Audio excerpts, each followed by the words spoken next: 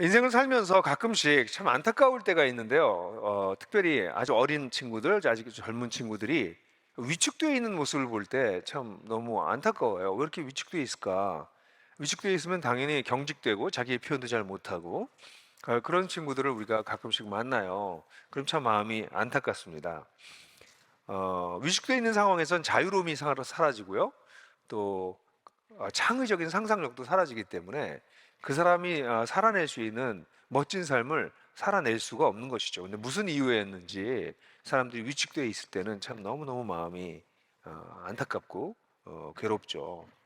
근데 사실 오늘날의 그리스도인들과 오늘날의 교회를 보면 전반적으로 위축되어 있다는 느낌을 지우기가 좀 어렵습니다. 코로나 때문에도 그렇고 또 최근 상황에 한국 교회가 받고 있는 여러 가지 부정적 이미지도 그렇고 크리스천들이 세상 속에 살면서 영향력을 끼치는 면에서도 그렇고 그래서 사실 많은 그리스도인들이 좀 위축되어 있는 것 같다는 느낌이 들 때가 참 많고요. 목회자들도 굉장히 위축되어 있고 또 교회도 위축되어 있는 것을 보게 됩니다. 위축된 사람과 공동체를 통해서는 하나님의 사랑과 생명이 흘러나갈 수가 없습니다. 왜냐하면 하나님은 우리를 자유케 하시는 분이시기 때문에 그렇습니다. 사실 우리가 읽고 있는 이 성경구 요엘서를 보게 되면 지금까지 이스라엘이 정말 위축될 대로 위축된 상황에 와 있겠다라는 느낌이 듭니다. 메기뚜기 때의 재앙으로 말미암아 이스라엘의 산업이 다 무너졌고 성전에서 기쁨이 다 사라지고 예배가 다 사라지고 영성이 다 고갈되고 이런 상황에 요엘 선지자는 이거보다 더 큰 진짜 마지막 심판이 올 것이다 라고 얘기를 하면서 너희가 만약 회개한다면 돌아올 수 있고 그뿐만 아니라 내가 내 영을 너에게 부어주겠지만 그럼 제발 돌아와라 이렇게 얘기하고 있어요. 그 뒷부분의 약속을 이스라엘 백성들이 잘 듣지는 않았다는 것을 우리가 역사적으로 알고 있어요. 그러니까 이스라엘 백성들은 사실은 하나님의 약속에 의지하기보다는 그 상황에 그들을 억누르고 있는 사방팔방으로 죄어오고 있는 그런 여러 가지 부정적 상황 속에 위축될 대로 위축되어 있는 그런 상황에 있었죠. 근데 하나님은 너희들을 회복할 거야. 그러면서 너희들을 회복할 뿐만 아니라 너희를 위축시키는 너희들의 대적을 내가 이런 방식으로 정리정돈할 거야 라는 얘기를 하세요. 그것이 3장에 오늘 우리가 다룰 부분입니다. 우리가 3장 1절부터 시작해서 16절까지 읽겠는데요. 사실 1장부터 요엘서 3장까지를 이렇게 잘 읽어보시면 여러분들이 그걸 간파하셨다면 굉장히 성경을 잘 읽으시는 건데요. 사실은 이 구약 성경을 읽을 때 조금 어려운 것이 구약 성경의 이 번역의 문제 때문에 특별히 우리 개역 성경이나 이런 성경은 뭐 마침표도 없고 따옴표도 없어요. 그래서 이게 누구의 말인지, 이게 선지자의 말인지, 이게 하나님의 말인지, 백성들의 말인지, 화자가 누군지가 막 헷갈릴 때가 있습니다. 그래서 제가 이번에 번역한 본에는 하나님께서 하시는 신탁, 하나님께서 말씀 직접 하시는 걸 신탁이라고 부르는데 그런 부분들은 따옴표로 전부 표시를 하려고 노력했어요. 그리고 나머지는 선지자가 하는 말들은 그냥 따옴표를 넣지 않았습니다. 그래서 사실은 1장부터 3장까지를 보게 되면 앞부분엔 선지자의 말들이 압도적으로 많아요. 근데 뒤로 가면 갈수록 하나님과 선지자의 말이 교후적으로 나타나다가 뒷부분으로 가서는 하나님의 말씀이 가득 들어가게 됩니다. 이건 문학적 기법이라고 저는 생각해요. 초기에는 선지자의 말들이 뒤로 가면 갈수록 하나님의 장엄한 메시지가 가득 찬, 특별히 오늘 이 본문은 이 번역에 한계가 있지만 막 몰아치는 것 같은 느낌을 갖게 하는 그런 본문입니다. 같이 한번 3장 1절부터 16절까지를 한번 읽어보겠습니다. 왜냐하면 보라, 그날들과 그때 곧 내가 유대와 예루살렘에 사로잡힌 자를 돌아가게 할 그때 내가 모든 나라들을 모아 데리고 여호사밧 골짜기에 내려갈 것이기 때문이라. 거기에서 내 백성 곧 내 기업인 이스라엘을 위하여 그들을 신문하리니 이는 그들이 내 백성을 나라들 가운데 흩어버리고 나의 땅을 나누었음이며 또 나의 백성을 제비 뽑아 소년을 기생과 바꾸며 소녀를 술과 바꾸어 마셨음이니라. 두로와 시돈과 블레셋의 모든 지역아, 너희가 나와 무슨 상관이 있느냐? 너희가 내게 보복하겠느냐? 만일 내게 보복하면 너희가 보복하는 것을 내가 신속히 너희 머리에 돌리리니 곧 너희가 내 은과 금을 빼앗고 나의 진귀한 보물을 너희 신전으로 가져갔으며 또 유다 자손과 예루살렘 자손들을 헬라 족속에 에서 멀리 떠나게 하였습니다. 보라, 내가 그들을 너희가 팔아 이르게 한 곳에서 일으켜 나오게 하고 너희가 행한 것을 너희 머리에 돌려서 너희 자녀를 유다 자손의 손에 팔리니 그들은 다시 먼 나라 스바 사람에게 팔리라.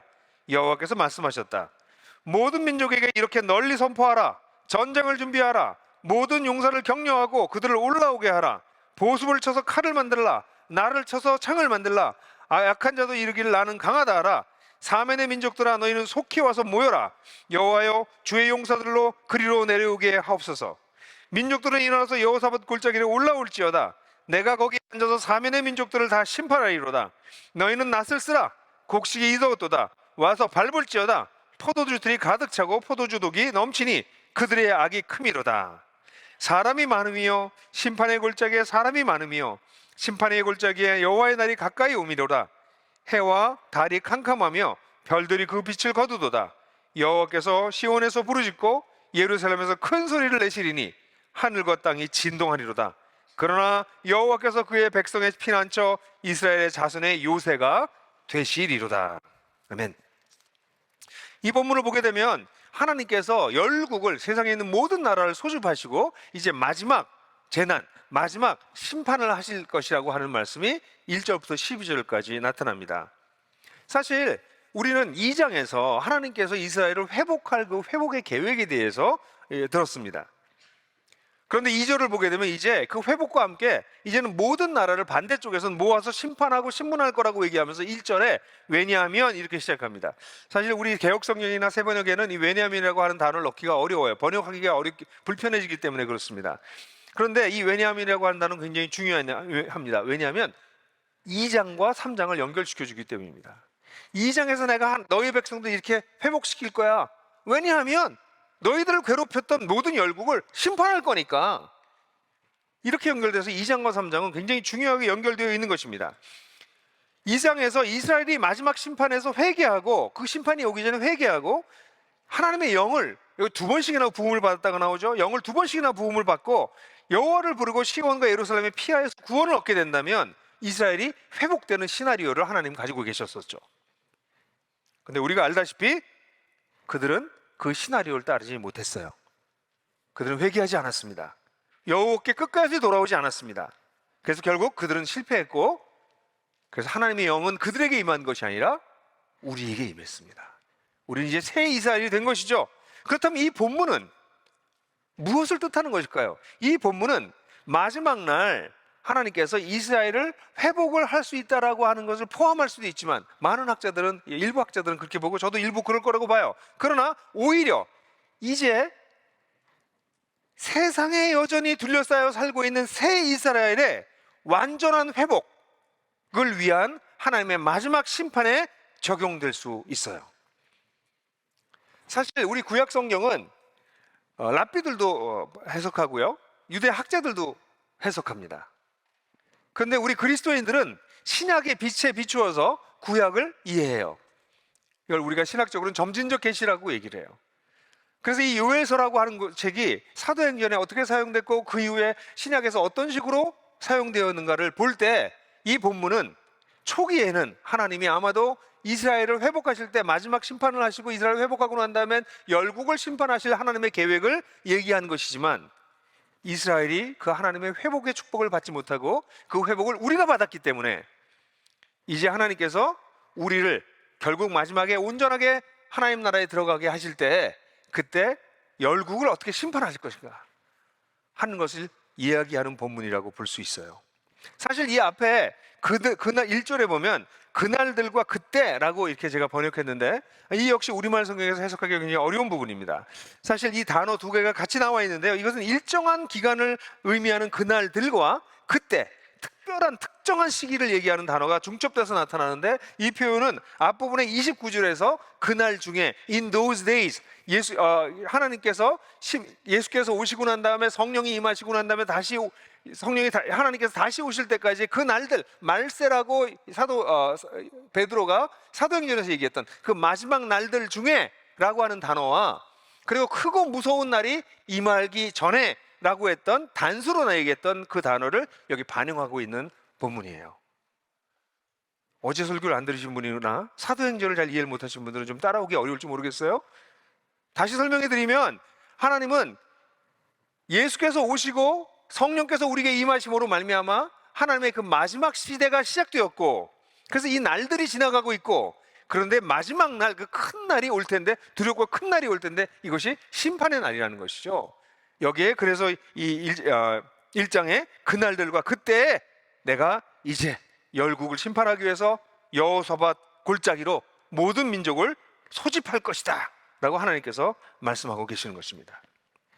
하나님의 회복, 우리를 향한 회복, 이 회복이 일어나고 있는 것과 동시에 하나님의 심판도 진행된다고 말씀하고 있는 것이죠. 그렇다면 이 심판의 성격에 대해서 좀 살펴봅시다.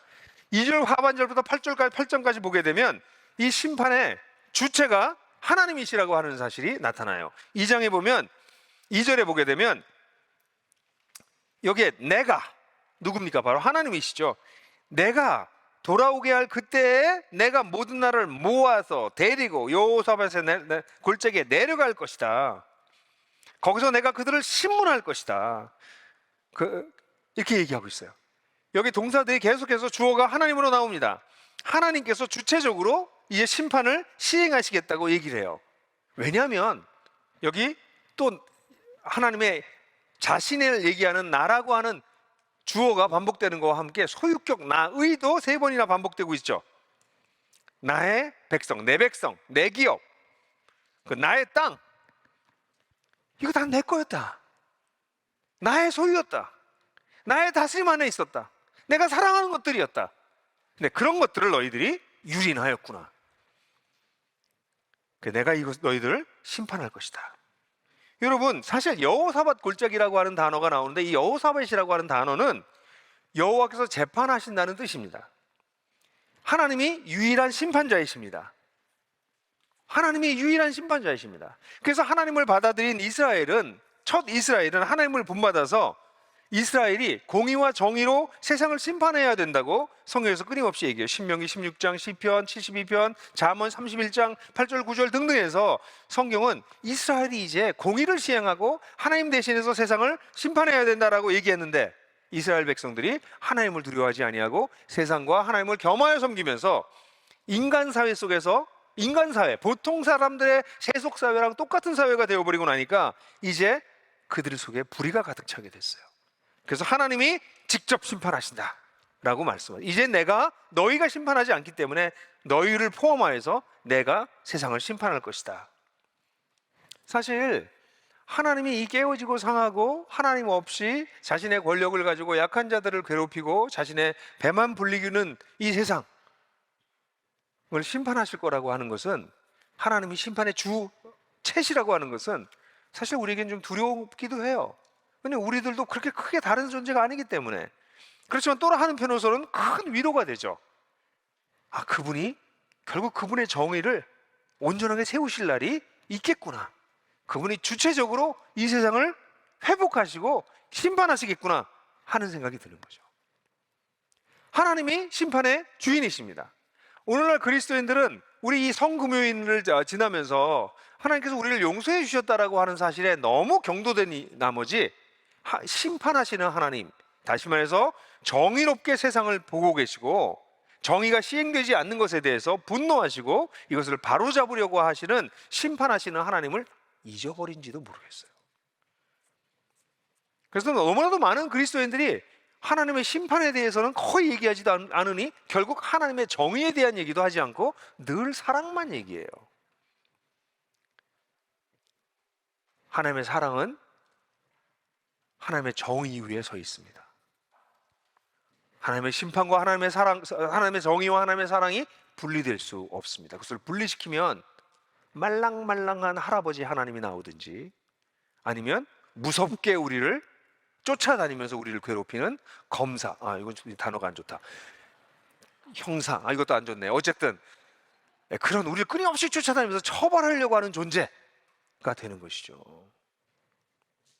하나님은 우리를 사랑하시지만 정의 위에서 그렇게 하십니다. 자, 이런 하나님이 심판을 하는 대상이 누구냐고 얘기하면 2절에 보면 모든 민족, 고의라고 하는 단어는 민족, 국가, 국민, 백성 등등으로 번역할 수 있고요. 4절에 보면 두론과 시온을 특별히 특정해서 얘기하고 있어요. 근데 이건 좀 이상해요. 왜냐하면 두론과 시로보다는 두론과 시돈과 블레셋을 4절에서 언급하고 계시는데, 사실은 바빌론이나 아시리아 같이 이스라엘을 전폭적으로 완전히 괴롭혔던 나라를 언급하는 것이 더 나을 것 같은데, 두로와 시돈과 블레셋을 이야기한 것은 왜일까요?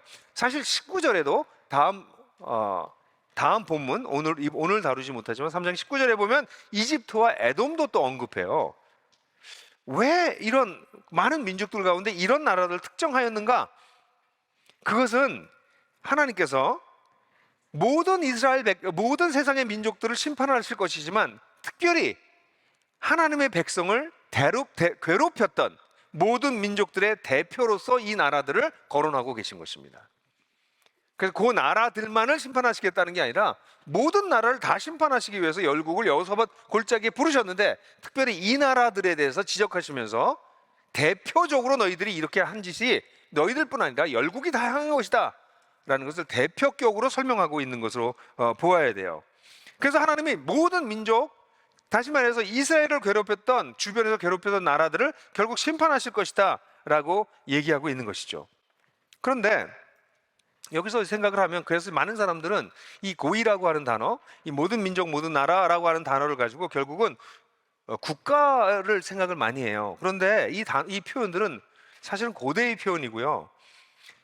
국가라고 하는 개념도 고대로부터 지금까지 계속해서 변하고 있어요. 그래서 이 단어를 가지고 나라들, 러시아, 미국, 북한, 한국, 일본, 중국을 심판하실 것이다 라고 얘기하는 것은 너무 현대적 개념이에요. 이 단어는 강력한 권력을 가지고 어떤 집단을 형성해서 누군가와 대적할 수 있을 정도의 거버넌스를 가진, 지배력을 가진 어떤 집단들을 뜻할 수 있어요. 그게 국가일 수도 있고, 때때로는 공화정이었을 수도 있고, 때때로는 왕정이 될 수도 있고, 지금 어떤 나라가 될 수도 있고, 사실 지금은 거대 자본이 될 수도 있어요. 다국적 기업이 될 수도 있어요. 그러니까 성경을 읽을 때 문자적으로 성경을 읽어버리면 이게 나중에 국가들이 세계 대전이 일어나겠군 이런 생각들을 할 가능성이 많은데, 이 단어는 우리가 지금 가지고 있는 현대적 개념의 국가를 얘기하는 것이 아니라 그렇게 강력한 힘을 가지고 세상에 영향을 끼치는 거대한 집단들을 얘기하는 것으로 보는 것이 옳아요. 그렇다면 사실 오늘날 이 세상에 영향을 끼치는 것은 국가들보다도 어떤 때는 경제 집단들, 정치 집단들, 거대 자본, 이런 것들이 실제로 우리의 삶에 심대한 영향을 끼치지 않나요? 그러니까 하나님께서 심판을 하는 대상은 옛 이스라엘 주변에서 이스라엘을 괴롭혔던 그런 여러 부족 국가들과 여러 정치 집단들과 나라들이었다면, 이제는 하나님께서 심판하신 것이 새 이스라엘, 우리가 하나님 나라 백성답게 살지 못하도록 우리를 에워싸고 공격하는 수많은 집단들, 권력들, 힘, 이것을 심판하시겠다는 것입니다. 여러분, 우리에게 지금 가장 많이 영향을 끼치는 게 누굴까요? 넷플릭스, 유튜브, 아마존, 그 뒤에 있는 거대 자본. 우리는 지금 이 세상을 쥐락펴락하고 있는 실체가 누군지도 정확히 알 수 없을 정도로, 교묘하게 이해할 수 없을 정도로 복잡한 사회 속에 살고 있어요. 러시아와 우크라이나의 전쟁을 누가 지금 제대로 이해할 수 있다고 생각하세요? 뉴스에서 나오는 게 전부라고 생각하십니까? 너무나도 복잡한 다양한 변수들이 그 속에 얽히고 설켜 있어요. 근데 한 가지 아는 것은, 이런 복잡하고 얽히고 설킨 세속 속에서 거대한 권력과 거대한 힘이 자신들을 위해서 약자들을 정말 파리 목숨처럼 여기고 있다는 것이죠. 여러분, 하나님의 심판의 대상은 단순히 국가가 아니라 이스라엘을 괴롭히는, 새 이스라엘이 하나님 나라 백성답게 살지 못하게 만드는 모든 파워 집단들, 포함합니다. 그래서 하나님께서 어디서 심판하신다고 얘기하냐면 심판의 장소가 여호사밧 골짜기라고 나오는데, 이 여호사밧 골짜기에 대해서 여러 가지 이론들이 있어요. 역다에 나오는 브라가 골짜기라고 생각하는 경우도 있고, 갈멜산에서 미깃도에 이르게 되는 이스라엘의 골짜기, 여기 아마겟돈 전쟁이 일어날 거라고 대부분 사람이 지정적으로 자꾸 얘기하는 곳이기도 하고요. 또는 예루살렘 동쪽 부분과 감난산 사이에 연결되어 있는 기드론 골짜기와 같은 어떤 지형을 얘기하는 사람들도 있는데, 이 모든 지형에 전 세계의 군인들이 들어올 수 없어요. 어디도. 이것은 상징적인 곳입니다. 중요한 것은 이것이 지리적인 위치가 아니라 이 이름 그대로 여호사밧, 여호와가 심판하신다의 방점이 있어요. 그래서 이 여호사밧 골짜기는 특별한 어떤 지역을, 어떤 곳을, 지형을 얘기하는 것이 아니라 여호와가 심판을 하시는 어떤 곳, 그것이 전 세계적으로 어떻게 표현될지 우리는 알 수 없지만 하나님께서 그렇게 심판하실 것이다. 그래서 사실 성경을 이렇게 문자적으로만 해석하는 분들은 이 여호사밧 골짜기가 어디 있나, 지리적으로 어디 있나, 이렇게 성경을 봐요. 근데 우리가 보신 것처럼 이 본문은 상징성이 가득한 곳이고, 이것을 지리적으로 어떤 것을 특정하고 있는 그런 메시지가 아닌 것이죠. 중요한 것은 여호와가 재판장이시다. 모든 나라의 재판장이시다. 모든 나라는 그 재판장 앞에 소집될 것이다. 모든 권력은. 근데 심판의 이유가 정말 중요합니다. 여기 심판의 이유는 나의 백성, 나의 기업인 내 이스라엘에게 저지른 일들입니다. 그게 2절부터 8절까지 나온 일이에요. 첫 번째, 나의 땅을 나누었다고 얘기하고 있습니다. 여러분, 땅은 하나님의 것입니다. 요엘서 전체에서 땅의 중요성이 얘기되지만 구약 전체에서 땅의 중요성이 이야기돼요. 땅은요, 단순한 토지나 경제수단이 아닙니다. 오늘날 한국에서는 땅은 경제수단이죠. 완전히 부를 빠른 속도로 축적할 수 있는, 개발 이익을 얻을 수 있는 그런 것이 됐을지 모르지만 땅은 모든 생명체를 담고 있는 그릇입니다. 그래서 하나님께서 이 땅이 내 것이다라고 말씀하신 거는, 내가 난 또 토지에 좀 관심이 많아, 그 땅과 토지는 다 내 거야, 이렇게 얘기하시는 것이 아니라 땅 위에 존재하는 모든 생명체가 다 내 것이다. 그래서 요엘서 여러분들 보시면 계속해서 그 땅 위에 있는 모든 생명체들이 헐떡거리고 죽어가고 괴로워하고 탄식하고 있다는 얘기가 반복적으로 나오잖아요. 그걸 다 포함하고 있는 것이 땅이다라는 것이에요. 근데 그 땅을, 그 나의 땅을 너희들이 마음대로 가져가 버렸다는 것이죠. 하나님의 것인데. 거기에 있는 가장 중요한 존재가 나의 백성이죠. 나의 백성을 나누어 가졌다고 합니다. 실제로 그들은, 이스라엘 주변의 국가들은 고대 전쟁이 늘 그랬지만 특별히 아주 큰 전쟁이 있었을 때는 그 나라를 완전히 파멸시켜버리고 거기에 있는 백성들을 곳곳으로 포로로 가져가 버렸어요. 아시리아가 그랬고, 이제 바빌론이 우리가 그랬다는 사실, 4차례나 걸쳐서 공격해서 남유다를 완전히 초토화시켰다는 얘기를 여러분들 알 거예요. 여러분, 이 본문에 보게 되면 그들이 이렇게 사람들을 나누어 가졌다는 얘기가 얼마나 잔인하게 이런 일들을 했는지에 대한 얘기를 고발하고 있는데, 3절, 5절, 6절에 나타나는데 특별히 3절을 보게 되면 소년과 소녀에 대한 학대가 나와요. 소년을 팔아서, 여기 뭐라고 나왔습니까? 3절을 보게 되면 소년을 기생과 바꾸고 소녀를 술로 바꿨대요. 이 아동학대는요, 인신매매는요, 그러니까 인신매매 플러스 아동학대예요. 그러니까 이거는 인간이 저지를 수 있는 최악의 범죄입니다. 근데 이 범죄의 목적이 뭐였냐면 기생을 사고 성적 타락과 술로 바꿨어요. 음주 쾌락.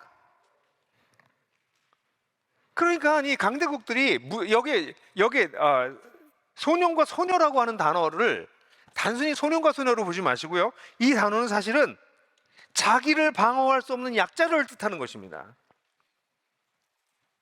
그러니까 오늘날은 때때로는 여성이 될 수도 있고요, 또 때때로는 남성이 될 수도 있고요, 노인이 될 수도 있고요, 노약자가 될 수도 있고요, 장애인이 될 수도 있고요, 우리 땅에 와 있는 외국인이 될 수도 있죠. 자기를 마땅히 방어할 수 있는 능력을 충분히 가지지 못하고 있는 사람들, 그들을 이용해 먹었다는 것이죠. 그들을 착취했다는 것이죠. 그들의 생명을 유린했다는 것이죠. 하나님이 이에 대해서 분노하시는 것입니다. 하나님은 이 땅에서 벌어지고 있는 자기를 지킬 수 없는 자들을 공격하는 자들을 미워하십니다. 그들을 심판하십니다. 나의 백성을, 나의 형상으로 지음받은 나의 귀한 사람들을 하나님께서 참고 참으시다가 마지막에 이 일을 심판하실 것이다 라고 얘기하고 있습니다. 지금 당장 우크라이나와 러시아에서 벌어지고 있는 전쟁의 참상을 보면 전쟁 때마다 일어나는 온갖 참상의 이야기들이 들리잖아요. 도대체 무엇을 위해서 왜 저러고 있을까요? 이 전쟁에 책임이 있는 자들을 하나님께서 심판하실 것이라는 거죠. 푸틴이 얘기했네. 그렇게 단순하게 얘기하지 마세요. 이 전쟁과 연루된, 여기서 이익을 보고 있는, 그래서 이 전쟁을 계속 더 끌고 가는 것이 그들에게 유익한, 무섭지 않습니까? 그런 수많은 문제들에 대해서 하나님은 그걸 다 알고 계시고, 이 나쁜 놈들은 자기 배를 채우기 위해서 자기를 방어할 수 없는 자들을 유린하는구나, 내가 그들을 다 기억하고 있다가 심판할 것이다 라고 말씀하시는 겁니다. 5절을 보면 성전의 기물을 약탈해서 다 가져가 버렸다고 얘기를 해요. 사실은 성전의 기물이란 하나님께 드려져야 할 것입니다. 그런 면에서 보면 성전의 기물은 세상에 있는 모든 것들을 상징합니다. 왜냐하면 세상에 있는 모든 것들이 하나님께 드려지는 하나님의 것이기 때문에 그렇습니다. 그 중에서도 정말 잘 정돈돼서 잘 준비돼서 드려진 것이 성전의 기물이라고 말할 수 있는 것이죠. 근데 그런 것들을 약탈해서 자신의 영광을 위해서 가져갔다는 것이죠. 여러분, 우리가 사는 세상을 보십시오. 저는 가끔씩 도시에 대한 관심을 가질 수밖에 없으니까 새롭게 개발된 도시 같은 데 가보면 깜짝 놀라요. 아니, 어떻게 이 쌍전 몇 개가 여기 일어났나? 이 엄청난 도시가 개발돼 가지고 만들어져 있잖아요. 그게 다 누구 건데? 그 땅이 다 하나님의 것이죠. 근데 그걸 다 개발해 가지고 엄청난 이익들을 누군가 가져가는 것이죠. 상상할 수 없는 이익이 거기서 나올 수 있거든요. 하나님께 영광을 돌리는 대신에 거기에는 개발업자들의 영광만이 있어요. 투기자들의 영광만이 있어요. 거대 자본만의 영광이 있어요. 하나님께서 이 모든 돌아가고 있는 일반적인 사람 다 이해도 잘 하기가 어려운 이것들에 대해서 알고 계세요. 그래서 심판하시는 것입니다.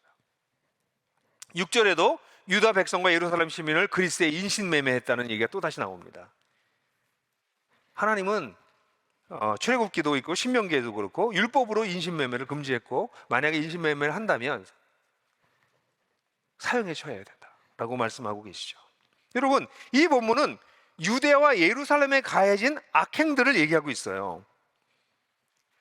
그러나 이 구절을 오늘날 새 이스라엘에도 적용할 수 있습니다. 오늘날 우리 그리스도인들이 살아갈 때 우리를 에워싸고 우리를 공격하여서 하나님 나라 백성답게 살지 못하게 만드는 그 모든 것들, 새 이스라엘뿐만 아니라 이 땅에 있는 모든 생명체와 하나님의 작품인 사람들, 그들을 유린하고 공격하는 것에 대해서 하나님이 심판하신다는 것이죠. 이걸 좀 새 이스라엘의 국한에서 좀 생각해 본다면 하나님이 심판하실 우리의 현대적 대적들을 좀 아시는 게 중요하겠습니다. 아까도 제가 넷플릭스라는 얘기를 잠깐 했지만, 여러분, 우리는 무시무시한 문화 속에 살고 있어요. 그냥 한번 생각해 보시죠. 우리가 여러분들 가운데 디지털 네이티브도 계셔서 태어날 때부터 유튜브를 보고 자라나는 이제 계시지만, 사실 제가 어릴 때는 TV라고 하는 게 동네에 하나밖에 없기도 했고요. 어떤 때는요. 그래서 우리는 그냥 밤낮 나가서 축구하고 놀았어요. 흙을 밟고 놀았어요. 해가 지는 것을 늘 봤어요. 해가 지는 걸 보고 집에 들어오곤 그랬어요.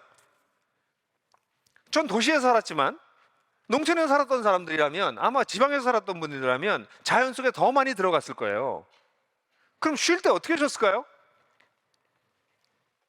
하나님의 피조물 속에서 쉬었습니다. 당연히 하나님을 향한 상상력, 하나님의 피조세계에 대한 감상, 이런 것들을 자연스럽게 하면서 살았습니다. 요즘은요, 전혀 그렇게 안 합니다. 요즘 우리는 전혀 다르게 쉽니다. 하나님이라고는 조금도 힌트를 주지 않는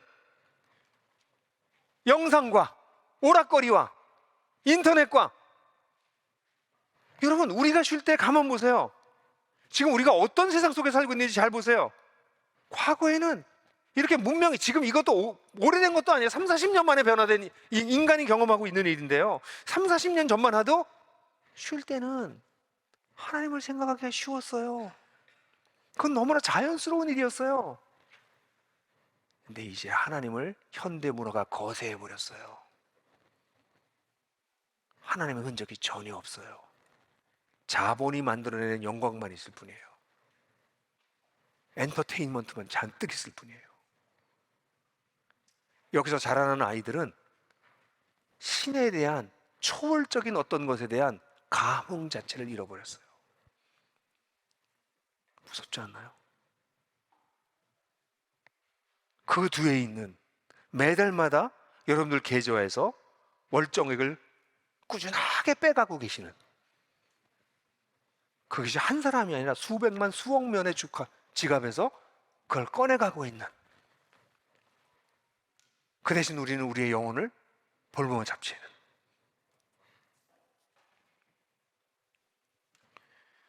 여러분,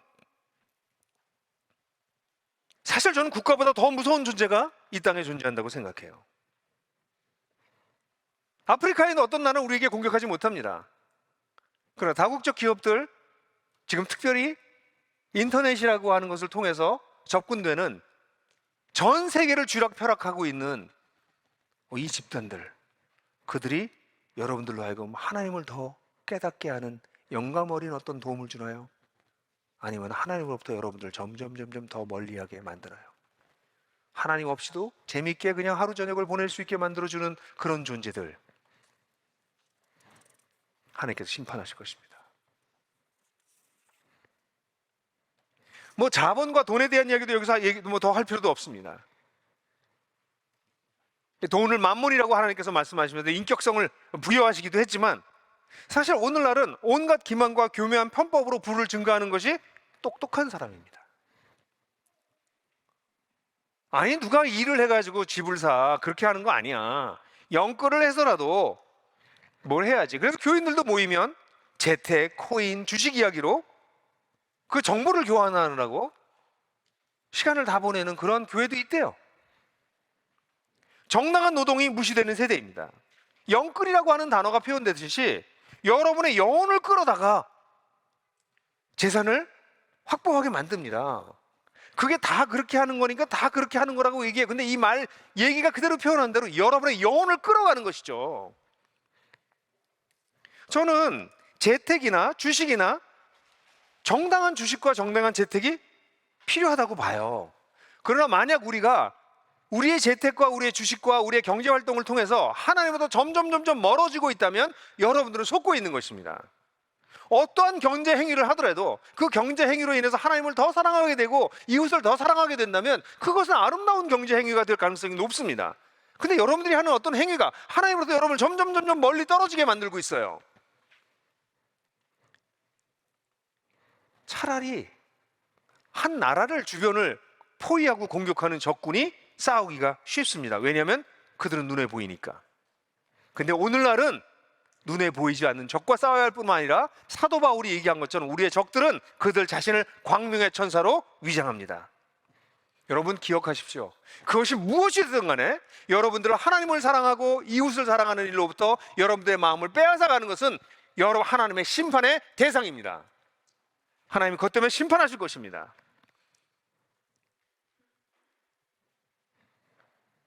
이 심판의 결과는 동해보복법이라고 말할 수 있는, 내가 그걸 돌아오게 하고 내가 갚아주겠다, 그래서 내가 너희들 다시 팔겠다, 이렇게 얘기하세요. 너희가 그들에게 한 그대로 갚아주겠다 라는 말들이 4절, 7절, 8절에 반복됩니다. 4절과 7절에는 특별히 보복이라는 단어까지 써요. 만약에 내가 그렇게 하는 것에 대해서 공격한다면 너는 더 큰 리트리뷰션, 보복을 당하게 될 거야 라고 하나님께서 말씀하십니다. 사실 이걸 보면 아니 이건 좀 너무한 것 아니에요? 이렇게 얘기할지 모르겠어요. 아니 왜 하나님이 그렇게 하세요? 그들이 악한 짓을 한 걸 똑같이 한다고요? 어떻게 그렇게 하실 수 있죠? 아니요. 이 말씀은 이웃을 내 몸과 같이 사랑하는 말씀의 반대편 의미입니다. 이웃을 내 몸과 같이 사랑하라 고 하셨는데, 이웃을 내 몸과 같이 사랑하는 것이 아니라 너의 경제적 수단과 너의 쾌락의 도구로 사용하였다면 거기에 대해서는 그대로 갚아줄 것이다 라는 것이 하나님의 뜻입니다. 정말 하나님은 생명 하나하나를 소중하게 여기십니다. 한 사람 한 사람을. 하나님 앞에서 소중하지 않은 존재는 한 사람도 없습니다. 그래서 하나님께서 이 심판의 결과로 하나님의 정의를 실현하실 것이라고 얘기하세요. 저는 이런 본문을 보면서 얼마나 위로가 되겠는지 모르겠어요. 위로도 되고 또 한편으로는 두렵기도 하고요. 나 정신 차리지고 있지 않다가 세상에 말려 들어가서 세상과 함께 저쪽 사람들을 괴롭히는 쪽에 서 있게 된다면 나도 하나님의 심판을 피하기가 어렵겠군 하고 정신을 차리게 되기도 하죠. 이 본문은 마지막 전쟁과 마지막 심판을 얘기합니다. 9절부터 13절까지 얘기하는데요, 여기서부터는요 속도감이 무지무지하게 납니다. 9절 이하의 명령하는 주체는 하나님이십니다. 근데 9절부터 13절까지는 자그마치 15개의 명령어가 나와요. 선포하라, 준비하라, 격려하라, 가까이 나와라, 올라오게 하라, 쳐라, 말하게 하라, 서둘러라, 와라, 모여라, 일어나라, 깨어라, 모여라, 쓰라, 와라, 밟아라. 이게요 사실은 이 번역하기가 뭐뭐고 하라고 하는 걸 최대한 줄여서 이렇게 이 단어들을 제가 번역하려고 애를 썼지만, 이 원어는 그냥 급박한 분위기, 하나님께서 와, 이리 와. 만약에 이 말씀을 좀 세속적, 좀 오늘날 표현으로 그냥 막 하면 이런 표현이에요. 그냥 다 나와, 다 죽었어, 이런 표현이에요. 급하게 몰아치는 무시무시한 하나님의 심판이 있을 거라는 얘기를 하시는 거죠. 사실 이 말씀은 우리 앞부분의 요할서에서 1장 14절이라든가 2장 15절 16절에서 이스라엘 향해서 선지자가 울어라, 애곡해라, 금식해라 하는 명령어를 급박하게 얘기했던 거랑 대조를 이루어요. 선지자는 심판당하는 세상을 향해서, 이스라엘 향해서 이렇게 급박해, 이거 되게 급해 하고 막 통곡해, 애곡해, 울어, 회개해, 돌아와, 이런 단어를 얘기했다면 이제 하나님은 더 이상의 은혜는 없다, 긍휼은 없다, 다 나와라, 너희 전부 심판이다 라는 걸 이런 식으로 표현했어요. 무섭죠. 9절에서는요 용사들이 나오는데요, 2장 7절에서는 예루살렘을 대항해서 싸우는 여호와의 군대로 이스라엘 백성 자신을 치시는 하나님의 군대로 표현했는데, 이제는 그 여호와의 군대와 열방이 싸워야 합니다. 10절과 11절에 보면 보습과 낫이라고 하는 이미지는 여러분들 이사야에서도 본 것처럼 칼과 창을 쳐서 보습과 낫을 만드는데, 여기서는 거꾸로 보습과 낫을 칼과 창으로 만들려고 합니다. 더 이상 회복의 이미지가 아니라 심판만이 남았다는 것이죠. 이제 평화는 없다는 것이죠. 전쟁밖에 없다는 것이죠. 10절 하반절 같은 경우에는 병약한 사람들 중에도 용사라고 해야 된다, 젖먹이서부터 시작해서 신방에 있는 신랑과 신부까지 얘기했던 것처럼 여기서는 모든 사람이, 병약한 사람도 용사가 돼야 돼. 다 나와, 모두가 동원돼야 돼, 모두가 심판받을 거야, 단 한 사람도 제외될 수 없어 라는 단호함을 보여주고 있어요. 여기 11절 중반에 10개의 동사가 막 나오고 나는데, 그 중간에 이 11절 보게 되면 12절 뒷부분에 요엘의 소리가 잠깐 나와요. 막 하니까 몰아치시니까 10개의 동사가 막 나오다 중간에 여호와여, 주의 용사를 그리로 내려오게 하옵소서 하는 요엘의 소리가 잠깐 나왔다가 그 다음에 다시 하나님께서 말씀하시는 동사들로 덮여버려요. 제가 여러분들, 이건 제 실력이 안 돼요. 이 본문이 가지고 있는 이 막 쏟아져 내려오는 하나님의 심판과 그것을 들으면서 요엘이 압도당하면서 그 중간에 잠깐 여호와여, 당신의 용사들로 그리로 내려오게 하옵소서라고 하는 짧게 들어가는 삽입되어 있는 이 구절들은 이 심판의 급박성과 두려움과 무시무시함과 이런 것들을 표현하는 것이죠. 11절 12절에서는 그래서 사방의 나라들을, 이웃이어야 하는 나라들이 이스라엘을 괴롭혔거든요. 그래서 그들을 전부 심판하실 것이다 라는 이야기가 나와요. 여러분, 사실 바로 붙어있는 주변국들을 심판하실 거라는 이야기도 하지만, 사실은 이스라엘이 이스라엘의 삶을 제대로 살지 못하도록 유혹하고 그들을 괴롭혔던 모든 민족에 대한 심판이죠. 13절에서는 거두어들일 곡식이 다 익었다. 포도주가 풍성했다라고 하는 것은 죄악의 관용함을 뜻하는 것이고, 이제 오래 참음이 끝났다. 하나님의 오래 참음이 더 이상 있을 수 없다. 그래서 낫을 들어라. 이 낫의 이미지는 나중에 계시록에도 나오죠. 그래서 하나님이 그들을 완전히 심판할 거라고 얘기하세요. 사랑하는 형제자매 여러분, 오늘날 우리 성도들이 우리의 친구라고 생각하는 자가 사실은 우리의 대적이라는 것을 깨닫지 못한다면 이 세속으로부터 우리가 벗어날 수 있는 힘은 없습니다. 저는 단순하게 넷플릭스나 유튜브나 주식 투자나 코인이나가 대적이라고 얘기하는 것이 아니에요. 그 뒤에서 우리의 영혼을 올감해서 하나님으로부터 멀리 떨어지게 만드는 그런 힘들, 그게 우리의 대적이라는 것이죠. 그것이 하나님께서 마지막에 심판하실 열방들에 속해 있는 것들이라는 것이죠. 자, 이런 여호와의 날이 이렇게 오면 이 날은 피할 수 없는 심판의 날이라는 것을 14절과 16절에서 얘기하고 있습니다.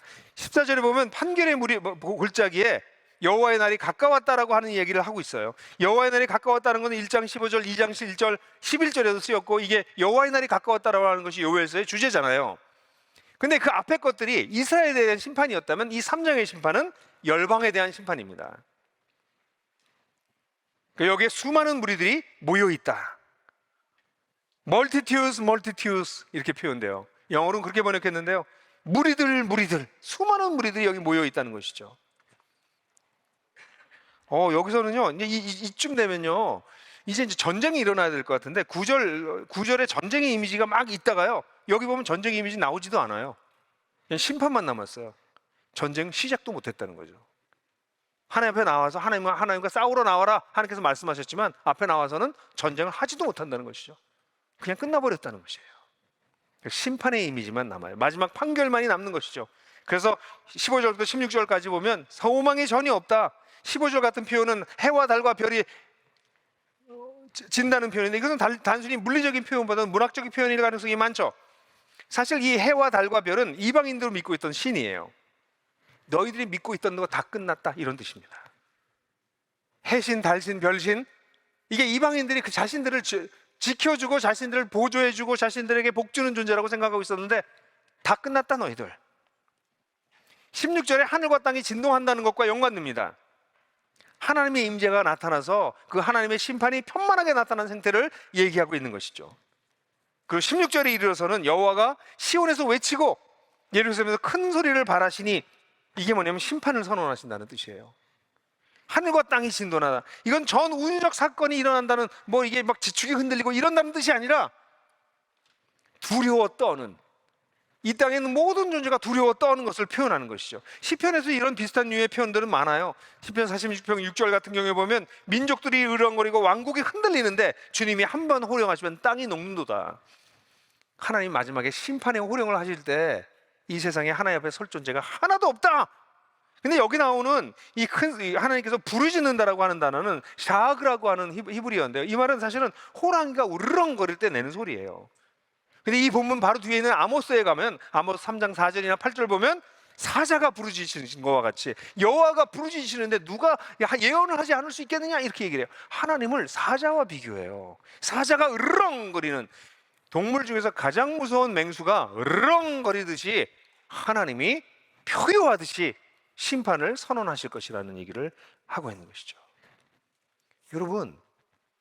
여러분들 주변에서 우리로 하여금 그리스도의 삶을 살지 못하게 만드는, 그것이 돈에 대한 유혹이든 그것이 무엇이 됐든 하나님부터 멀리 떨어지게 하는 놈들이 센 것 같지만, 그 우리를 위축되는 어떠한 것들 다 끝났다는 것입니다.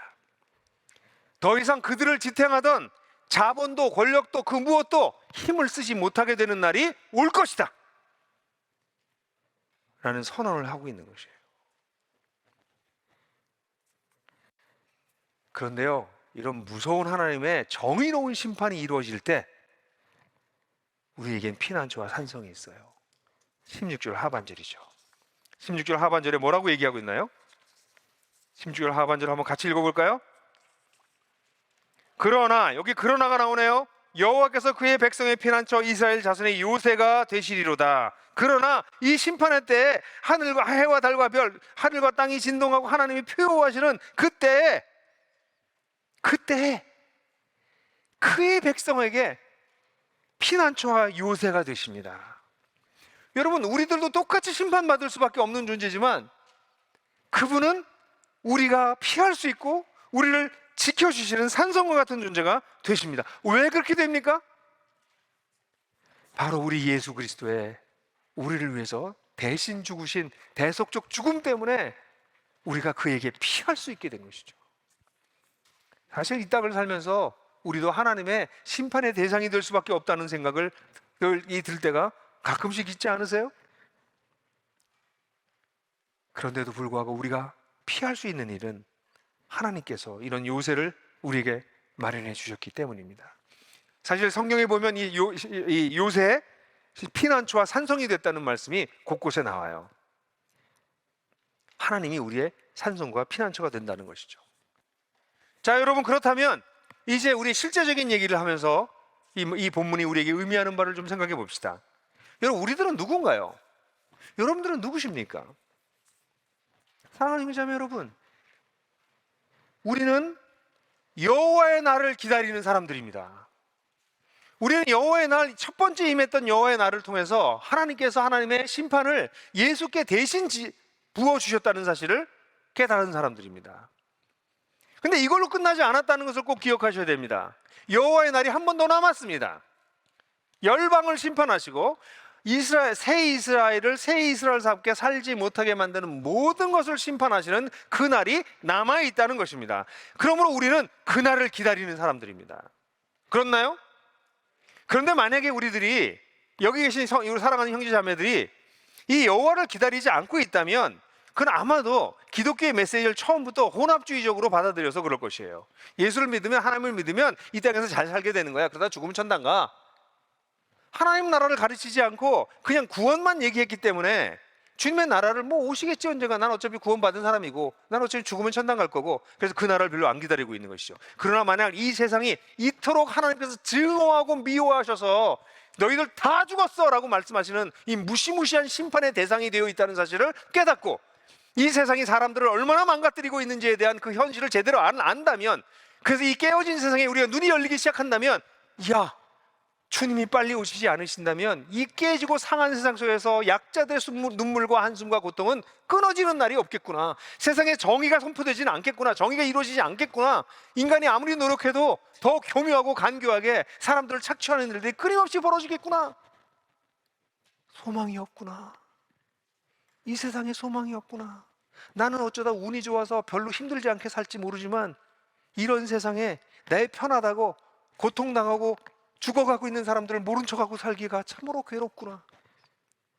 주여, 어서 오시옵소서. 여러분들이 만약에 이 깨진 세상 속에서 고통을 당하고 계신다면 차라리 하나님이 다시 오시는 것을, 그분의 정의가 시행될 것을 간절히 기다리면서 기도하게 될 것이니 차라리 그것이 낫습니다. 그러나 많은 사람들이 기독교의 메시지를 처음부터 잘못 들었을 뿐 아니라 일부의 사람들은 기다리지 않습니다. 잘 들었어도. 왜? 세상의 포도주에 취해 있으니까.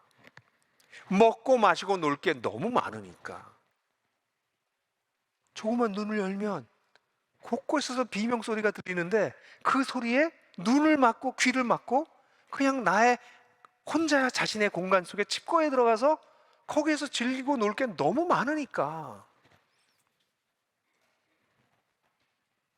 여러분, 주님의 날을 기다리지 않는 사람들은 아직 기독교의 메시지를 정확하게 이해하지 못한 사람들입니다. 어제 제가 그렇게 표현했죠. 세상에 포박당한 상태인지도 모른다고.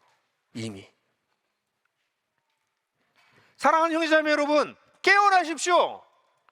정신을 차리십시오. 속지 마십시오. 우리가 살고 있는 세상은 하나님의 심판의 대상입니다. 그리고 그분이 심판하실 날이 역사 속에 오고야 맙니다. 그러므로 우리는 누구입니까? 여호와의 날을 기다리는 사람들입니다. 그렇다면 우리는 어떻게 살아야 될까요? 첫 번째, 세상에 위축되지 마십시오. 우리를 애워싸고 우리를 헤집고 다니며 우리를 쫄게 만드는 그 무엇, 여러분 그런 거에 쫄지 마십시오. 여러분들이 성령이 여러분들 가운데 계십니까? 그럼 성령께서 우리 속에 오셔서 하시는 것이 무엇이에요? 성령이 어제 우리가 얘기했던 그 성령님이 우리 속에 오셔서 하시는 게 뭐예요? 너는 그리스도 안에서 새로운 존재야. 하나님이 내가 완전히 너를 받아줬어. 너를 완전히 용납했어. 넌 특별한 존재야. 너는 하나님의 백성들과 함께하는 공동체를 누리게 됐어. 라고 하나님께서 하신 놀라운 일들을 우리에게 계속해서 말씀하시죠. 근데 성령님을 따라가지 않으면 계속해서 나와 외부를 비교하죠. 끊임없이 비교하면 어떤 일이 벌어져요? 당연히 나보다 잘난 사람이 너무 많아요. 나보다 잘 사는 사람이 너무 많아요. 그럼 행복하지 않죠. 근데 하나님께서 성령께서 오셔서 우리에게 하시는 일 중에 아주 놀라운 것은 대충 현실에 적응하고 살라는 게 아니라 현실을 받아들이고 자족하는 것을 배우고, 그래서 욕심을 내고 조바심을 가지고 인생을 사는 게 아니라 그냥 열심히 최선을 다해 자신의 몫을 살 수 있게 도와주시는 게 성령께서 하시는 일이 아닌가요? 그래서 세상에 살면요, 사람들은 이 성령을 따라가지 않으면 끊임없이 위축돼요. 나보다 잘 사는 사람이 너무 많고, 나보다 공부 많이 하는 사람도 많고, 나보다 배경 좋은 사람도 많고, 나보다 이쁜 사람도 많고, 나는 왜 이러냐?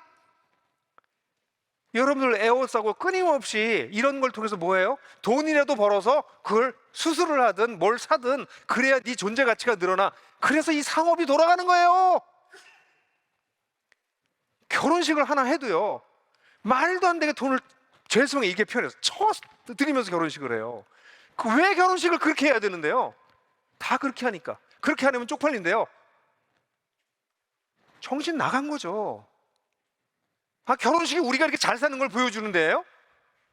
우리 신랑 신부가 이렇게 세상에 성공한 애들이야. 그래서 우린 뷔페가 얼마짜리 먹어. 그게 결혼식이냐. 이런 게 다 속아 넘어 들어가고 있는 것이죠. 그러니까 그렇지 못하면 위축되는 거예요.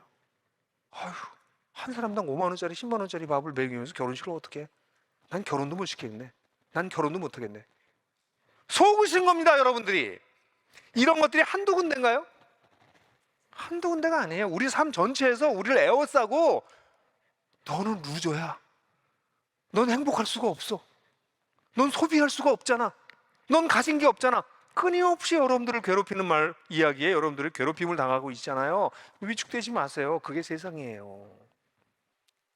제가 어젯밤에 우리 집에 꼬마 선지자가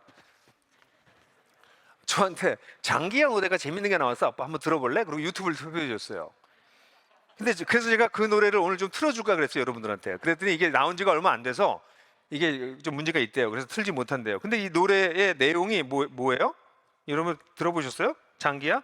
부럽지가 않어예요. 제가 그걸, 근데 이게 노래인지 이게 랩인지 제가 한번 해볼까. 그래서 집에서 연습도 해봤는데 안 되더라고. 근데 아니. 에이. 근데 가사 내용이 이런 거 아니에요. 야, 너네 자랑하고 싶은 거 있으면 얼마든지 해. 난 괜찮아. 왜냐면 나는 부럽지가 않아. 전혀 부럽지가 않아. 네가 가진 게 많겠니? 내가 가진 게 많겠니? 난 잘 모르겠지만 한번 우리 이렇게 한번 머리를 맞대고 생각해 보자고. 너한테 10만 원이 있고 나한테 100만 원이 있어. 그러면 상당히 너는 내게 부럽겠지? 짜증나겠지? 근데 입장 한번 바꿔서 우리가 생각을 해보자고. 나는 과연 네 덕분에 행복할까? 내가 너 많이 가져서 행복할까? 아니지. 세상에는 1000만 원을 가진 놈들이 있지. 난 그 놈들을 보면 부러워하는 거야. 짜증나는 거야. 누가 더 짜증날까? 널까 날까? 몰라. 나는 근데는 세상에 말이야, 부러움이라는 걸 모르는 놈들도 있거든. 그게 누구냐면 바로 나야. 이걸 크리스천이 부르면 사실이고요, 그냥 장기가 부르면 공갈이에요. 거짓말이에요. 이 노래 자체가 뭐냐면 부러워 죽겠다는 거예요. 그냥 나 괜찮아. 근데 제가 가사를 아무리 묵상을 해봐도, 제가 두 회를 해봤어요, 본문을. 아무리 봐도 이 사람이 괜찮은 이유가 없어요. 그냥 괜찮기로 한 거야. 근거 없이 괜찮기로 한 거야. 그러니까 알아서 하는 거예요. 100만 원 가진 사람이 10만 원 가진 사람들에게 행복할까? 난 1000만 원 가진 사람이 보이는데, 뭐 이런 얘기예요. 그게 우리가 살고 있는 세상 아닌가요? 우리는요, 이 말도 안 되는 비교의 메커니즘에서 벗어날 수 있는 사람들이에요. 왜냐하면 우리는 1,000만 원보다 1억보다 10억보다 100억보다 더 존귀한 그리스도를 얻게 된 사람들이거든요. 그걸 정말 여러분 아십니까? 그러면요, 우리를 겁박하는, 우리를 끊임없이 세상적인 방식으로 살라고 우리에게 얘기하는 그 세상으로부터 위축되지 않을 수 있습니다. 사랑하는 형제자매 여러분, 위축되지 마십시오. 우리가 왜 위축됩니까? 위축되는 이유는 내 욕망이 이루어지지 않거나 두려워서입니다. 두려워하거나 욕망을 추구하는 것은 하나님을 신뢰하지 않는 현상입니다. 하나님을 신뢰하지 않으면요, 그럼 욕망이 준동해요. 두려움이 우리를 흔들어요. 근데 하나님을 신뢰하면 우리의 욕망들이 점점 낮아집니다. 우리가 하나님을 신뢰하면 우리의 두려움이 점점 작아집니다. 다시 말해서 우리를 위축하게 하던 요소들이 점점점 사라지게 되는 것이죠. 여러분, 개인적으로나 공동체적으로나 많은 사람들이 꿈을 꾸지 못하는 이유가 위축됐기 때문입니다. 내가 뭘, 우리가 뭘, 우리 공동체가 이런데 뭘 꿈을 꾸질 못해요. 위축됐으니까. 하나님의 뜻을 묻지 않습니다.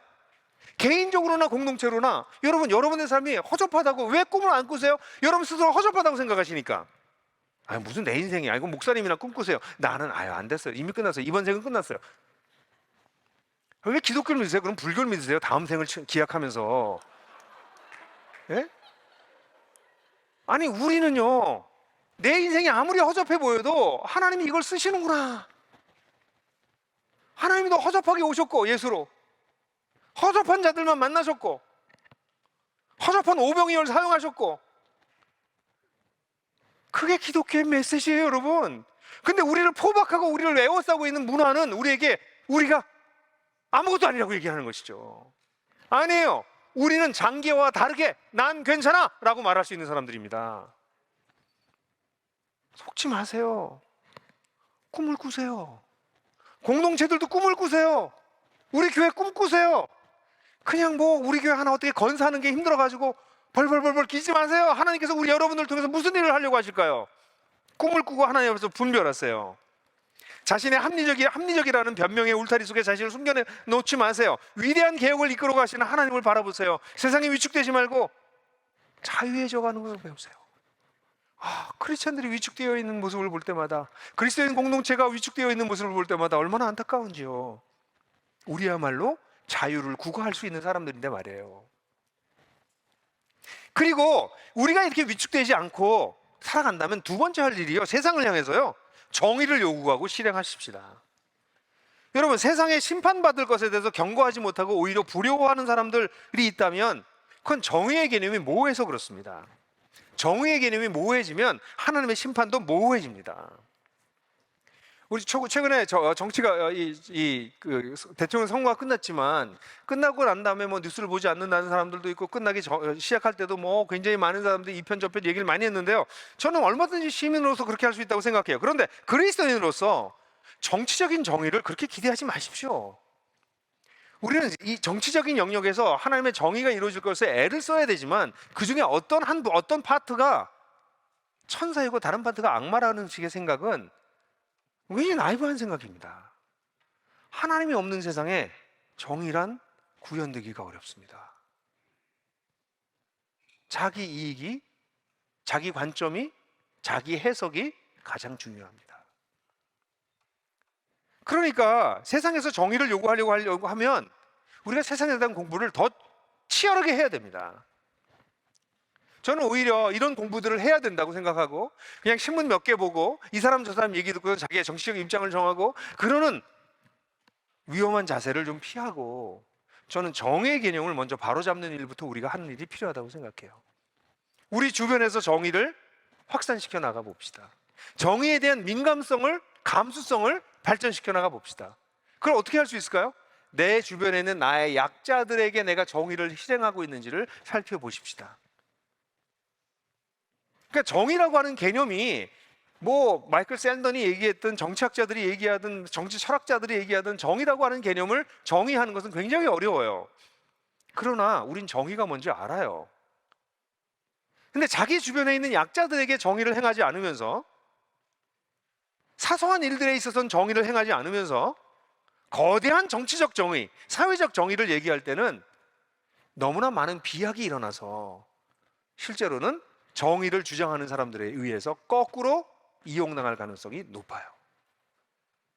거대한 사회적 정의를 얘기하지만 자기 부동산 문제 하나 정리를 못하는, 자기 아이 문제 하나 정리를 못하는, 왜 그걸 보면서 꼭 거길 쫓아다니세요? 여러분, 세상의 정의의 개념들을 우리가 더 발전시키는 것이 정말 필요합니다. 저는 그런 얘기를 뉴스를 보다 TV 프로그램을 보다 그런 걸 봤는데요. 택배 노동자들에 대한 이야기를 얘기하면서 그들 중에서 일부가 특별히 무시당하는 아파트가 있대요. 아파트도 특별히 무시당하는 아파트가 있어서 그런 아파트들을 이 택배 기사들은 특별히 이름을 붙여서 부르더라고요. 근데 거길 가면 택배 기사들을 계단으로 오르락내리락 하게 하기도 하고, 어떤 때는 주민이 타는 아파트 탈 수 없고 화물 칸 따로 타게 하고, 뭐 그런 데들이 있대요. 지금 실제로 뭐 여러 군데 있답니다. 그런데 사시는 분들이 계시면 동네 반상회 가서 좀 얘기 좀 하세요. 당신 아들도 택배 노동자가 될 수 있습니다. 택배 노동자가 뭐가 부끄럽습니까? 왜 같이 우리 이 승강기를 못 씁니까? 그리고 그 아파트에서 왕따 당하세요. 그게 그리스도인이 사는 방법입니다. 여러분, 뭐 엄청난 정의를 얘기하면서 자기 주변에 있는 작은 정의를 실현하지 않는 것은 하나님이 싫어하실 거라고 저는 생각합니다. 우리 주변에 정의롭지 못한 것이 너무 많아요. 그죠? 거기 내가 혹시 가담되지 않을까 조심하십시오. 힘을 가진 사람들, 돈을 가진 사람들일수록 특별히 조심하십시오. 당신이 가지고 있는 돈 때문에, 당신이 가지고 있는 권력 때문에 누군가에게 정의를 부인할 수 있기 때문에 그렇습니다. 사랑하는 형제자매 여러분, 우리 교회는 특별히 사회의 정의를 이야기할 때 우리 가난한 자를 돌보는 이유가 이 사회적인 하나님에 대한 정의 때문이에요. 왜 가난해졌어요? 게을러서 그렇다라고 하는 설명은 이제 더 이상 하지 않아도 돼요. 사회의 불의 때문에 대부분의 사람들이 희생돼요. 물론 그 개인의 책임도 있지만, 그래서 우리가 정의를 생각하는 교회의 공동체는 반드시 가난한 자들을 위해서 애써야 됩니다. 저는 가난한 자들을 위해서 사회적 정의가 부인되는 사람들, 사회적 약자들, 그들을 위한 사역을 하지 않는 교회는 하나님께서 절대로 축복하지 않는다고 생각해요. 그들이 쓰고 있는 재정의 상당 부분을 이런 사회적 약자들, 가난한 자들을 위해서 사용하지 않는다면 하나님께서 그런 교회를 축복하실 리가 없습니다. 하나님이 그토록 관심을 갖고 계시는 그 사람들 하나하나, 그들의 눈물과 한숨을 보고 계시는 하나님께서 그들에게 관심을 기울이지 않는 교회와 공동체에 대해서는 하나님께서 그 마음을 그들에게 주지 않으십니다. 여러분, 가난한 자들을 위한 사역이 사라지는 순간 주님의 촛대가 옮겨질지도 모릅니다. 그래서 우리는 정의를 요구하면서 그것을 우리 스스로가 실행하는 일이 필요하겠습니다. 왜냐하면 이 우리를 위축시키지 않는 분도 성령님이시고, 정의를 실행할 것을 강력하게 요청하시는 분도 우리 안에 계신 성령님이시기 때문에 그렇습니다. 우리 가운데 계신 그 성령님은 마지막으로 우리에게 대안적인 삶과 공동체를 세상에 보여주라고 말씀하십니다. 피난처와 산성이 되신 여호와를 누리는 삶을 사는 우리들이라면 우리에게서 우리의 대안적인 공동체의 가장 중요한 모습이 뭘까요? 세상하고 우리하고 완전히 다른 그게 뭘까요? 뭐 가난한 자들 돕는 거요? 우리보다 더 많이 돕는 사람들도 있어요. 착하게 사는 거요? 우리보다 더 착하게 사는 사람들도 많아요. 뭐 동네 주민을 위해 사는 거요? 그렇게 하는 활동가들 많아요. 우리 공동체가 특별한 것은 우리가 하나님을 누리는 것입니다. 하나님을 예배하고 하나님 앞에 나아가서 하나님을 사랑하는 것, 이것이 우리가 갖는 대안적 공동체의 핵심입니다. 대안적 공동체를 세우자, 그러니까 뭐 이거 해야 되나요, 저거 해야 되나요, 어떤 변혁 사역을 해야 되나요? 아니, 그런 거 다 그만하시고요, 먼저 우리 주 하나님을 사랑합시다. 더 깊이 사랑합시다. 더 순전하게 살아가려고 애씁시다. 여기서 변혁의 힘이 나오는 것입니다. 우리 바하밥집이 굉장히 크게 하나님께 사용하셔서 너무 많이 커져서 좀 걱정되긴 해요. 이게 뭐 이래도 되나 싶을 정도로 자꾸 커져요. 근데 바하밥집이 그렇게 되는 것 속에서 아주 중요한 요소를 많은 사람들이 보지는 못해요. 바하밥집에 형제자매들이, 그 중심에 있는 사람들이 하나님을 붙들고 있어요. 그들에게 예배가 무엇보다도 중요해요. 밤낮 주는 사역이 아니고요, 실은 이제 그들은 예배하는 사역이 가장 중요하다는 것을 알아버렸어요. 여러분, 대안적 공동체가 되는 가장 중요한 길은 우리가 예배 공동체가 되는 것입니다. 오늘 우리가 오래간만에 같이 모여서 이렇게 예배하니까 너무 좋죠. 그죠? 이렇게 다 같이 모이는 일이 우리에게 주어지길 바라지만, 이렇지 않다 할지라도 여러분의 가정교회에서 여러분의 여러 가지 모양으로 하나님을 예배하고 그 예배를 통해서 힘을 얻는 법을 배워나가시길 바랍니다. 여러분, 이런 대안적인 삶을 사는 면에 있어서 하나님께서 여러분들에게 꿈을 주실 거예요. 성령님을 따라가기 시작하면서 세상에 위축되지 않고요, 그 성령님의 음성을 따라서 정의로운 삶을 살면서 세상을 자꾸 들여다보면 하나님이 여러분들에게 꿈을 주세요. 제가 젊은이들과 한번 얘기하다가 젊은이들이 이런 얘기를 하는 경우가 있어요. 저는 뭘 해야 될지 모르겠어요. 저는 꿈이 없어요. 아직도 뭘 해야 될지 모르겠어요. 이렇게 얘기하는 젊은이 친구들이 많아요. 왜 그럴까요? 아니, 그건 젊은이들뿐만이 아니라 나이 든 사람들도 난 뭐 하며 살아야 될지 모르겠어요, 이런 사람들이 많아요. 여러분들 속에서 계신 성령님을 따라가십시오. 그러면 세상을 쫓아가거나 세상에 포박당하거나 세상에 위축되는 것이 아니라 세상으로부터 점점 자유함을 배우시게 될 것이고, 이 세상 속에서, 이 깨어진 세상 속에서 일하고 계신 성령님을 자꾸 만나게 될 것이고, 그분이 내가 정말 하기를 원하는 어떠한 일들을 어떠한 영역으로 우리를 이끌어 가실 것입니다. 그래서 우리가 대안적 삶을 살게 됩니다. 그것이 어떤 사람에게는 골방에서 기도하는 것입니다. 그런 것도요, 네, 그게 변혁의 가장 파워풀한 부분입니다. 나이 드신 분들이, 어떤 분이 이렇게, 저는 이제 시간이 많아서 할 게 없어서 기도해요, 이렇게 얘기하시는데, 아니요, 그게 무엇보다도 소중한 일입니다. 여러분, 공동체가 세워져야 변혁이 프로그램이 되지 않습니다. 공동체가 세워지면, 그런 공동체가 세워지면 변혁은 라이프 스타일이 됩니다. 삶의 양식이 됩니다. 그래서 공동체를 세우는 게 제일 중요해요. 근데 우리가 5개의 교회로 나눠지고 난 다음에도 사실은 우리의 어려움은 뭐냐면, 우리 성도들이 여전히 흩어져 있다는 것이에요. 가정교회로 모이는 것이 삶의 삶 자체가 되어야 됩니다. 그래서 우리가 5개로 분교할 때 우리가 꿨던 꿈이 뭐예요? 권역화되고 난 다음에 다시 로컬라이즈 되자, 좀 더 가까이에서 모여 사는 사람이 되자라고 얘기했던 이유가, 사실 시설동으로 오나, 뭐 성남시청 앞으로 오나, 뭐 홍대 앞으로 오나, 결국 시간 걸리는 건 마찬가지고 그 근처에 안 살아요. 그냥 여기 있을 걸 그랬나? 거점으로 가고 난 다음에 그곳을 센터 삼아서 한 번 더, 좀 더 자신의 삶의 터전에 가까운 곳에 살려고 해요. 왜?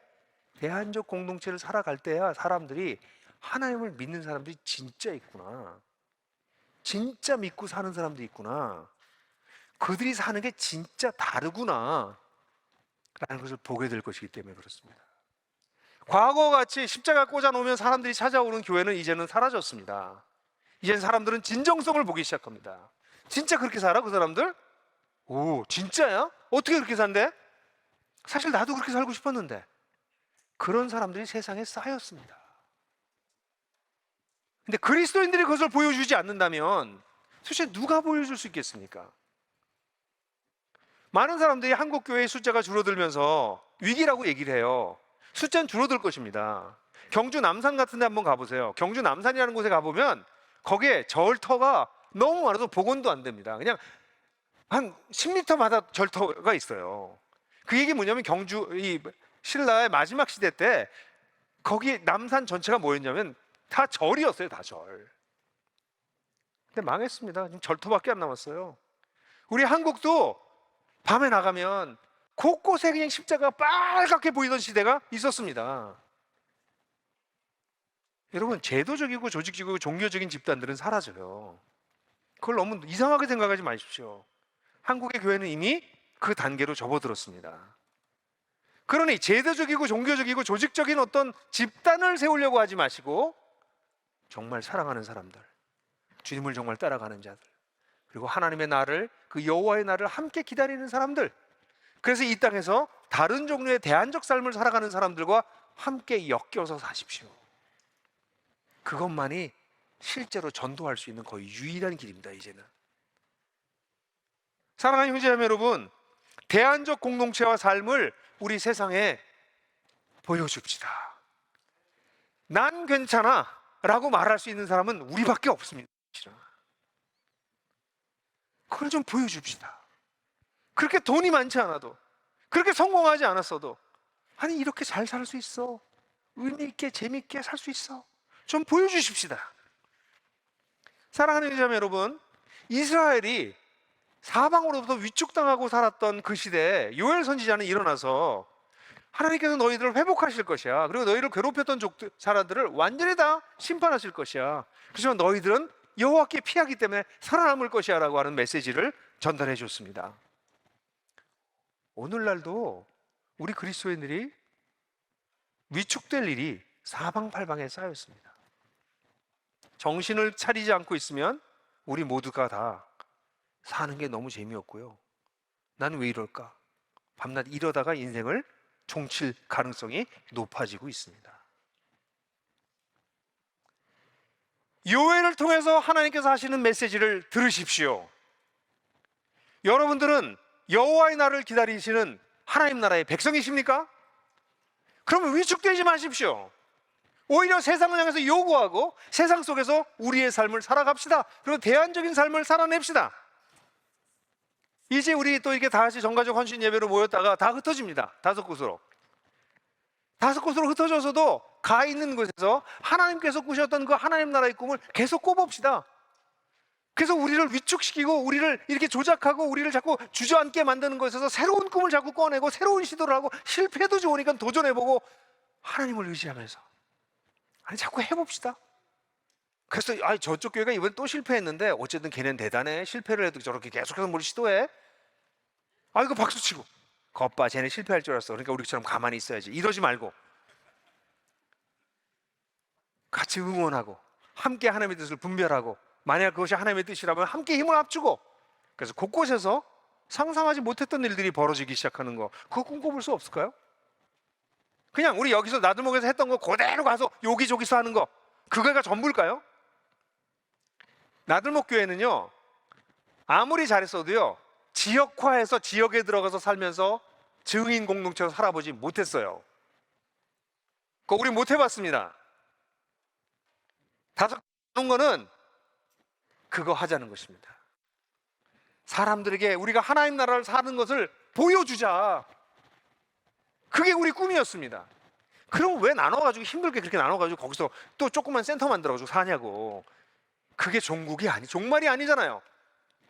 사랑하는 형제자매 여러분, 네트워크의 하늘가족 여러분, 내년도에 다시 우리가 전가족 헌신 예배로 모일지, 전가족 수련회를 모일지, 어떤 모임으로 우리가 다 같이 모여서 정말 길길이 뛰면서 찬양을 하게 될지 모르지만, 그때 우리 와가지고 1년 동안 우리 주어 터지다가 왔어요 이러고선 위로받으려고 오지 말고, 뭔가 주님을 위해서 시도하고 꿈꾸고 실험하고 연구하고 애쓰다가 만신창이 가져도 좋으니까 그러다가 옵시다. 그래서 함께 간증하고 여기저기서 일어나고 있는 하나님의 일을 증언하고, 그런 네트워크를 하자고 우리가 5개로 나눠진 거 아닌가요? 네, 그렇게 다시 만납시다. 요엘서의 메시지를 마음에 새기십시오. 그리고 요엘과 함께 네트워크의 하늘가족으로 의연하게 나와 우리의 몫을 감당하며 이 일을 또 한 1년 더 걸어가 봅시다.